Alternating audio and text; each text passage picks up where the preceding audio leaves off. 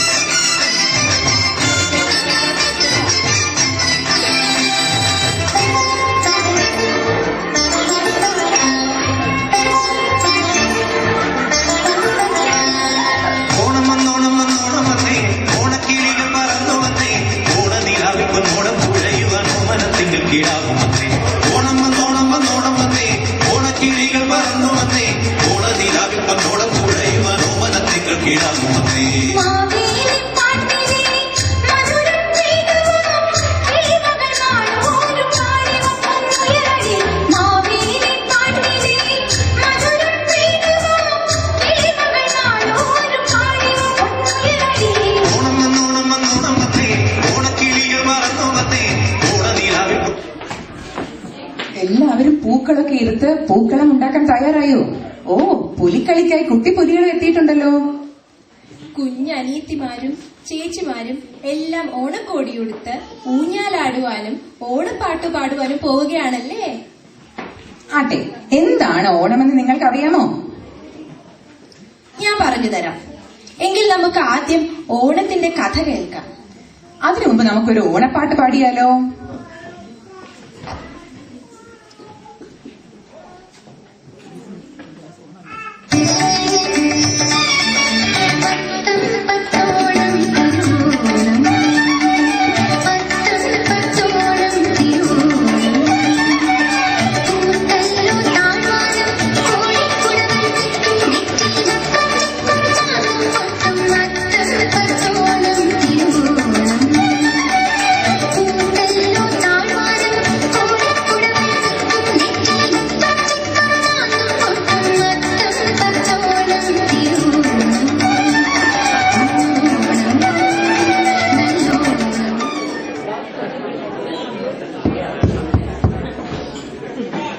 പണ്ട് നമ്മുടെ കേരള രാജ്യത്ത് മഹാബലി എന്ന പേരായ ഒരു രാജാവുണ്ടായിരുന്നു. എല്ലാ അർത്ഥത്തിലും മഹാനായ ഒരു ചക്രവർത്തി. പ്രജകൾക്ക് സർവ്വ ഐശ്വര്യങ്ങളും സമാധാനവും നൽകി നന്മയും നീതിയും ന്യായവും പരിപാലിച്ച് അദ്ദേഹം നാട് ഭരിച്ചു. നാട്ടിലെ ജനങ്ങളെല്ലാവരും അദ്ദേഹത്തെ സ്നേഹിക്കുകയും ആദരിക്കുകയും ചെയ്തു. മഹാബലിയുടെ കേരളത്തിൽ യാതൊരു കള്ളത്തരങ്ങളും ഇല്ലായിരുന്നു. അദ്ദേഹത്തിന്റെ കീർത്തി ലോകമെമ്പാടും പരന്നു. സമത്വവും സാഹോദര്യവും കാത്തു സൂക്ഷിച്ച മഹാബലിയുടെ മേൽ ദേവന്മാർക്ക് പോലും അസൂയയുണ്ടായി.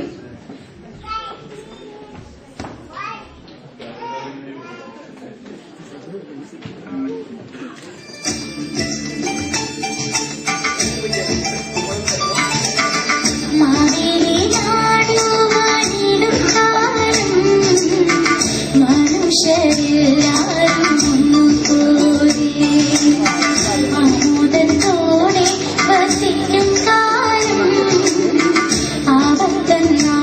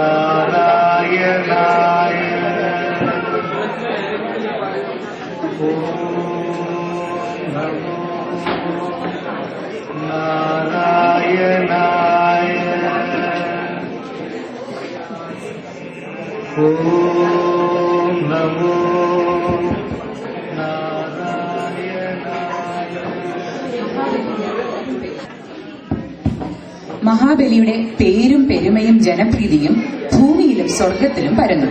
ഇങ്ങനെ പോയാൽ മഹാബലി സ്വർഗലോകം പോലും കീഴടക്കുമെന്നും ദേവന്മാരുടെ സ്ഥാനമാനങ്ങളെല്ലാം നഷ്ടപ്പെടുമെന്നും അവർ ഭയപ്പെട്ടു. ജനങ്ങൾ മുഴുവൻ ദേവന്മാരെ വിട്ട് മഹാബലിയെ പൂജിച്ചു തുടങ്ങിയാൽ എന്തു ചെയ്യും? ദേവലോകത്തിന്റെ അധിപനായ ദേവേന്ദ്രൻ പോലും മഹാബലിയുടെ ഈ വളർച്ചയിൽ അസൂയാലുവായി. മഹാബലി ഒരു വിഷ്ണു ഭക്തനാണല്ലോ.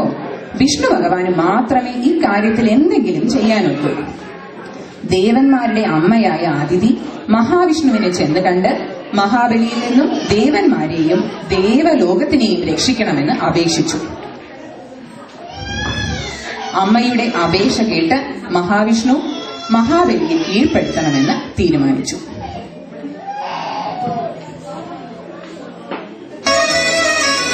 ഗോവിന്ദ രാമ രാമ ഗോപാല കൃഷ്ണ നിന്നെ കാണുമാറരുളേണം ഗോവിന്ദ.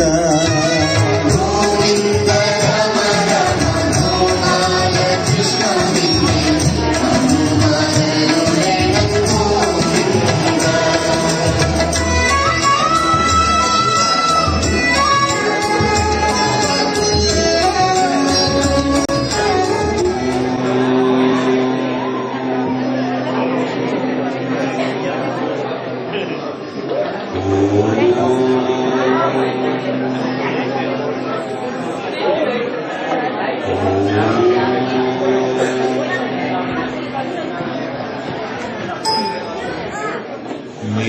മേഘശ്യാമം പീതകൗശേയവാസം ശ്രീവത്സാംഗം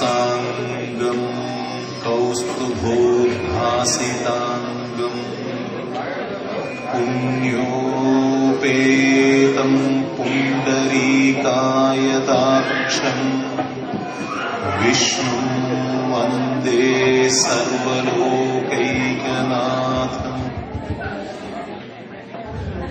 മഹാബലി വലിയ ദാനശീലനാണെന്ന് അറിയാവുന്ന മഹാവിഷ്ണു ഒരു ദരിദ്ര ബ്രാഹ്മണനായ വാമനന്റെ വേഷമെടുത്ത് ഭൂമിയിലെത്തി.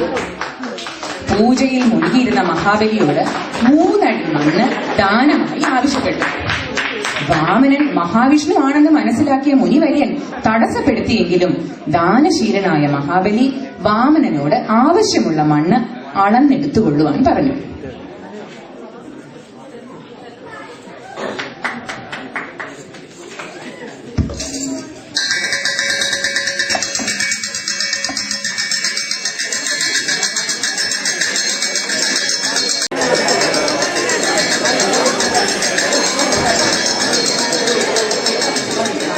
മഹാബലിയുടെ വാക്ക് കേട്ടയുടനെ വാമനൻ വളർന്ന് വലുതായി ആകാശം വരെ എത്തി. ആദ്യത്തെ കാലടി കൊണ്ട് ഭൂലോകവും രണ്ടാമത്തെ കാലടി കൊണ്ട് സ്വർഗരാജ്യവും അളന്നെടുത്ത വാമനൻ 3ാമത്തെ അടി എവിടെയാണ് വയ്ക്കേണ്ടത് എന്ന് ചോദിച്ചു. ഇനി ഞാൻ മാത്രമേ ബാക്കിയുള്ളൂ, അതുകൊണ്ട് എന്റെ ശിരസിൽ തന്നെ കാൽപാദം വെച്ചുകൊള്ളൂ എന്ന് മഹാബലി പറഞ്ഞു. പാതാളത്തിലേക്ക് ചവിട്ടിത്താഴ്ത്തിപ്പെടുന്നതിന് മുമ്പായി മഹാബലിക്ക് എല്ലാ വർഷവും തന്റെ ദേശം സന്ദർശിക്കുവാനുള്ള വരം വാമനനായി വന്ന വിഷ്ണു ഭഗവാൻ നൽകി. അന്നു മുതൽ എല്ലാ വർഷവും തിരുവോണ നാളിൽ മഹാബലി ഭൂമിയിലേക്ക് വന്നു തുടങ്ങി. അദ്ദേഹത്തിന്റെ വരവിനെ സ്വാഗതം ചെയ്യുന്നതിനാണ് കുട്ടികളെ നമ്മൾ ഓണം ആഘോഷിക്കുന്നത്.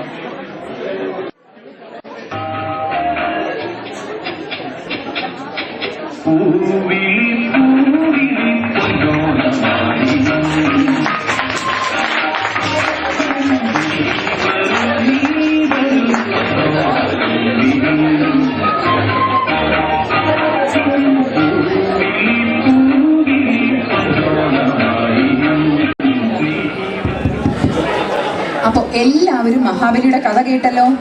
ഇനി നമുക്ക് പൂക്കളമിടുകയും ഊഞ്ഞാലാടുകയും പുലികളിയും തിരുവാതിരയും എല്ലാം കളിക്കുകയും ചെയ്യണം. നമുക്ക് ഈ ഓണം ഗംഭീരമാക്കണം.